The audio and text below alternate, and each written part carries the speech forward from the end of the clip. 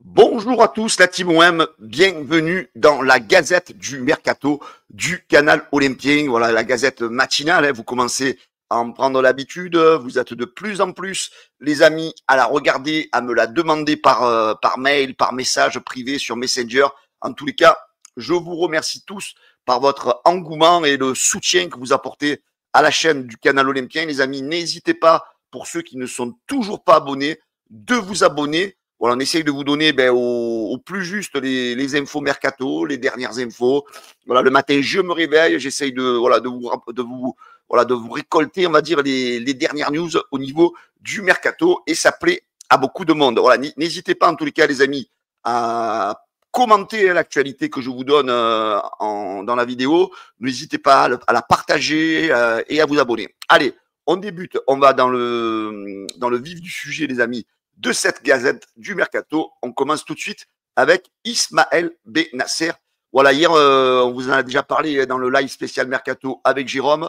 En principe, Bennacer devrait rester du côté de l'Olympique de Marseille. Alors, ça ne sera pas un transfert sec, ça sera un prêt. On sait que l'Olympique de Marseille avait un petit peu été échaudé, on va dire, par les capacités physiques du joueur. On sait que on sait que le joueur a plu sur le côté technique, l'expérience du joueur, mais, voilà, le petit X, c'était la capacité physique.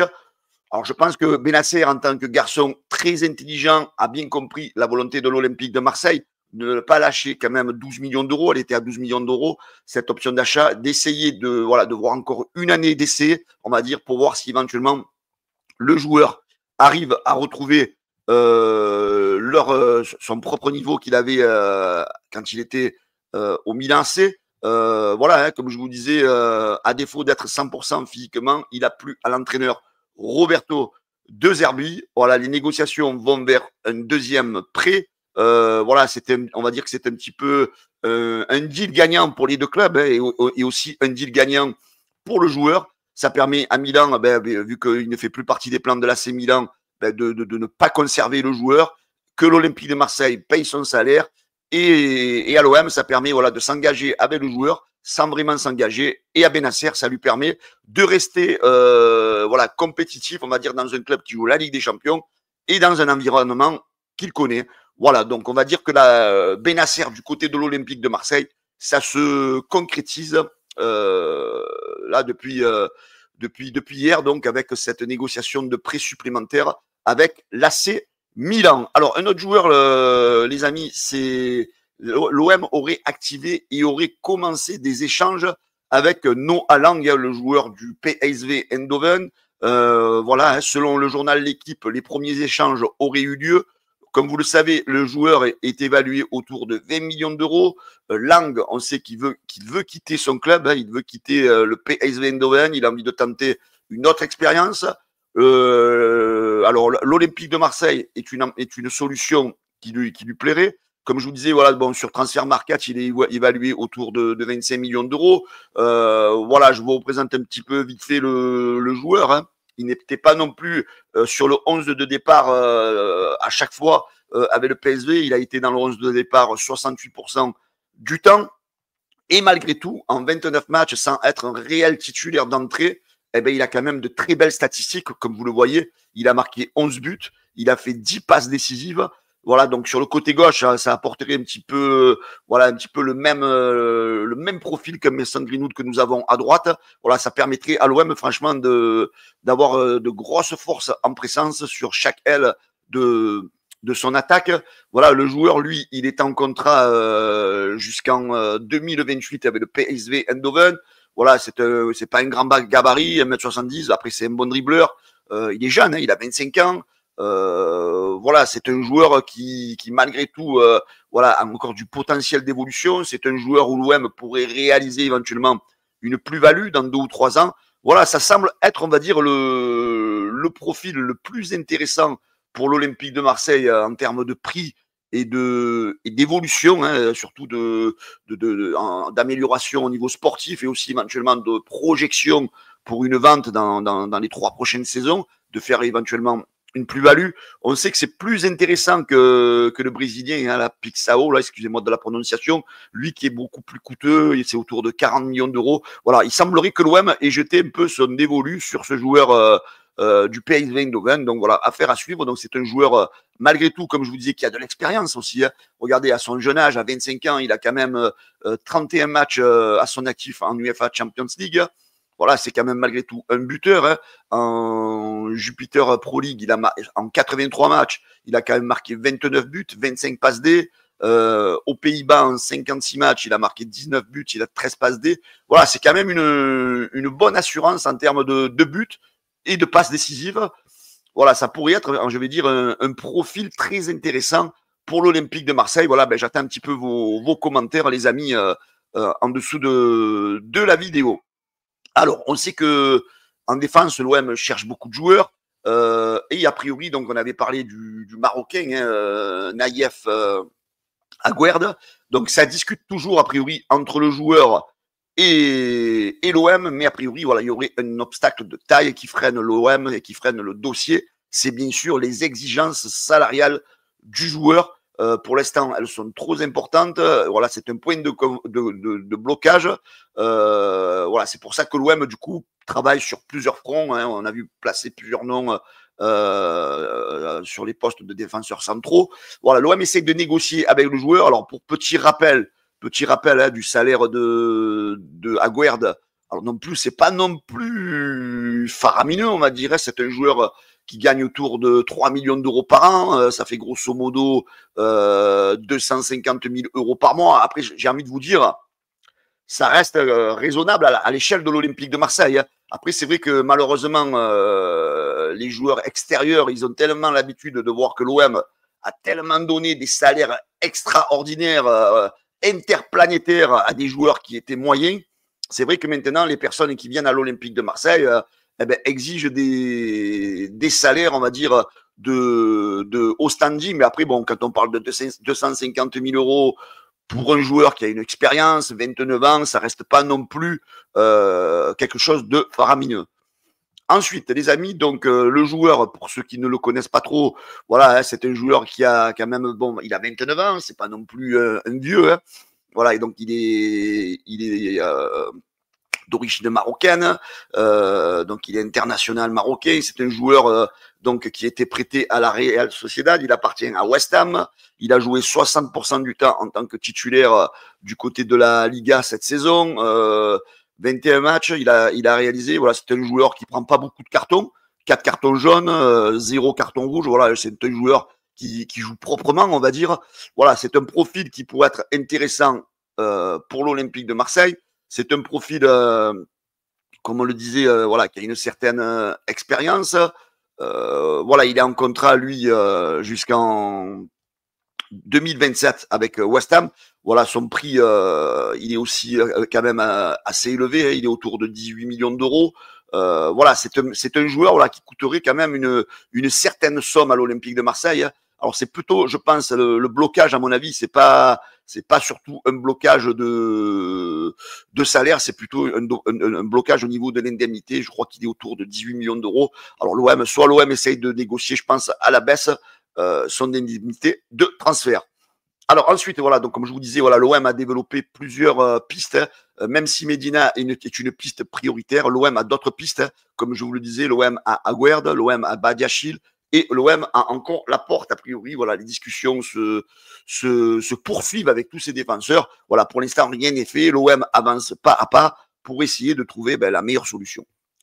Alors, en ce qui concerne le petit jeune Robinho Vaz, on en a parlé hier avec Jérôme dans le live Mercato, donc lui, il a envie de rester à l'OM et il a envie d'intégrer le groupe pro de Roberto De Zerbi. Voilà, on sait que l'année dernière, il a fait quelques apparitions, il n'a pas été mauvais, c'est un jeune que l'on surnomme le crack marseillais. Alors, j'ai presque envie de vous dire, qu'est-ce qu'il faut faire avec lui? Est-ce qu'il faut l'intégrer dans ce groupe? Alors, j'ai envie de vous dire, voilà, il y a des clubs qui font jouer des jeunes, mais pourquoi pas l'Olympique de Marseille? Pourquoi pas lui donner sa chance de rentrer en Ligue 1, quelques bribes, quelques bouts de match, voilà, pour faire souffler peut-être un petit peu Amine Gouiri et donner justement du temps de jeu. Alors, il y aurait peut-être d'autres solutions. A priori, ça serait peut-être un prêt. On sait qu'il y a des clubs comme Nancy, comme Troyes, comme Bastia qui seraient intéressés par un prêt du joueur. Voilà, donc la solution viendra bien sûr de la part des dirigeants de l'Olympique de Marseille, de discuter, de s'asseoir avec le joueur autour du projet. Est-ce qu'on essaye de lui donner une chance ou le prêter pour qu'il s'aguerrisse un petit peu dans des divisions inférieures, mais en ayant un temps de jeu supplémentaire. Voilà, on en saura un petit peu plus dans les prochains jours sur l'avenir de Robinho Vaz. Alors, les amis, les exigences salariales de Ivan Perisic, vous le savez, il était à un moment donné pisté donc par l'Olympique de Marseille. A priori, l'OM aurait laissé tomber le dossier. Les exigences du joueur sont très élevées. Donc l'OM, a priori, a lâché le joueur. Et je vous rappelle, il a 36 ans. Voilà, donc c'est vrai que bon, c'est un joueur qui a l'expérience, c'est un joueur qui pourrait faire passer un cap à l'OM. Mais bon, 36 ans, ça reste quand même assez élevé. Allez les amis, vous êtes sur le canal Olympien, vous êtes en train de regarder la Gazette du Mercato. Restez jusqu'au bout parce qu'on va en savoir un petit peu plus sur l'avenir de Leroy Sané et de Bruyne. Donc comme ça, vous allez savoir s'il y a une chance qu'ils viennent à l'OM, quel est leur avenir. Voilà, donc je vous laisse rester jusqu'à la fin de la vidéo. Allez, on continue cette gazette, les amis, avec Léo Balerdi. Vous le savez, la Juve fait le gros forcing pour attirer notre défenseur chez eux. On sait que le coach italien de la Juve fait tout pour le faire venir. Alors, a priori, il y aurait des dires comme quoi Balerdi serait éventuellement intéressé parce que Igor Tudor est le coach de la Juve, parce que pourquoi pas aller dans un grand club comme la Juve. Mais donc, du côté de l'Olympique de Marseille, on s'oppose au départ de Balerdi qui fait partie de ce projet, à moins que qu'un club où la Juve soit peut-être apte à poser 50 millions d'euros sur la table. Peut-être que l'OM va réfléchir, mais là, bon, on a vu que les Italiens hier, ils essayaient de nous embourber en proposant un petit peu des joueurs de deuxième couteau, j'ai envie de vous dire. Voilà, donc, et d'ailleurs, je pense que De Zerbi a répondu de manière ironique aux Italiens en disant non, non, moi, je veux pas les deux, là, je veux plutôt Locatelli. Locatelli, bien sûr, qui est un titulaire indiscutable. Donc, je pense que le dossier, à mon avis, sera clos avec la Juve et Balerdi devrait rester dans le projet de l'Olympique de Marseille la saison prochaine. Allez, on poursuit, les amis, avec Adrien Rabiot. Lui aussi, il est courtisé par Allegri, Massimiliano Allegri, coach qu'il avait fréquenté à la Juve. On sait qu'il y avait un très grand respect entre les deux hommes. On sait que Allegri appelle très très souvent Adrien Rabiot pour le faire venir à l'AC Milan. Voilà, même si Rabiot apprécie Allegri. D'ailleurs, il a donné une interview là récemment, Rabiot, où il a montré son amour aussi pour Roberto De Zerbi. Et surtout, je veux dire, sportivement, quel est l'intérêt de Adrien Rabiot de partir du côté du Milan AC, qui ne sera pas, je vous rappelle, européen la saison prochaine. On sait qu'Adrien Rabiot est venu à l'OM l'année dernière sans Ligue des Champions. On sait que son envie de jouer la Ligue des Champions au Stade Vélodrome est très importante. Donc, je ne vois pas Rabiot partir pour, du moins, l'AC Milan. Peut-être un autre club dans les prochaines semaines, hein, un club qui sera qualifié pour la Ligue des Champions. Mais je reste quand même serein parce que je me dis, dans une année de Coupe du Monde 2026, on sait que voilà, il va falloir qu'il brille pour aller à la Coupe du Monde. On sait que Deschamps a souvent les yeux rivés sur Marseille. Donc, je pense que Rabiot va jouer la sagesse de rester à Marseille et surtout de kiffer l'ambiance du Vélodrome pour les soirées de Ligue des Champions. Là, pareil, moi, personnellement, je reste très, très optimiste pour que Rabiot reste du côté de l'Olympique de Marseille. Allez, on poursuit les amis avec Valentin Rongier. C'est vrai que voilà, Valentin Rongier, son avenir, il est un petit peu incertain. On sait que le milieu de l'OM est très fourni. Il y a des joueurs qui risquent aussi peut-être d'arriver. On sait que Benasser risque d'être prolongé en termes de prêt. Et on sait que Valentin Rongier est un petit peu au carrefour de sa carrière, on va dire. Alors, à un moment donné, il avait précisé qu'il voulait peut-être tenter une expérience à l'étranger. À un moment donné, il s'est dit non, pourquoi j'ai envie de rester finalement à l'Olympique de Marseille. Mais on sait qu'il veut une revalorisation salariale. Donc, on sait que son salaire se situe actuellement autour de 330 000 euros. Il aimerait bien un salaire autour de 400 000 euros. Est-ce que l'OM est capable de lui donner? Est-ce que l'OM est capable de faire l'effort? En sachant que l'OM essaie quand même quelque part de restreindre sa masse salarial. Après, on a envie de dire tous, nous les supporters, que c'est un joueur qu'il mérite parce que voilà, il a toujours tout donné pour l'OM, il a toujours gagné sa place malgré les changements de coach. Voilà, j'ai presque envie de dire que ce dossier, voilà, il serait, à mon avis, favorable pour que l'OM prolonge Valentin Rongier. Mais pour l'instant, a priori, selon l'équipe, les positions des deux parties sont encore très éloignées pour dire que Valentin Rongier sera Marseillais la saison prochaine. Mais on sait voilà, que les négociations sont en cours et elles sont très, très, très serrées. Alors, les amis, on va parler bien sûr de Kevin De Bruyne, dont le nom avait circulé à un moment donné du côté de l'Olympique de Marseille. Mais voilà, c'est fait. C'est Fabrizio Romano qui l'a annoncé. C'est le go, c'est le Wirigo. Kevin De Bruyne va s'engager avec le Napoli. Voilà, donc hein, c'était un petit peu dans l'air du temps. Voilà, c'est vrai que même s'il y a encore quelques supporters de l'OM espéraient la venue du Belge à l'OM, eh bien là, on peut dire que c'est quasiment fini. Il va s'engager pour 2 saisons avec une option convenue, avec un examen médical qui va être passé dans les prochains jours.